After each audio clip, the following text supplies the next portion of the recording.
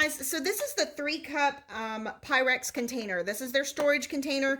And if you know that occasionally you will have a lid that will crack.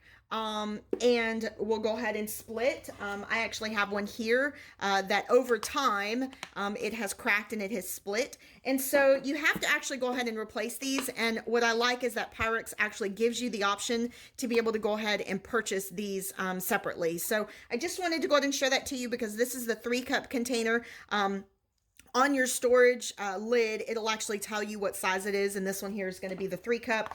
And then this particular one is actually going to be the 4-cup, the round one. And as you can tell, I am in dire need of a new one. I've had this specific set, for about 17 years. So my Pyrex set has lasted a very, very long time.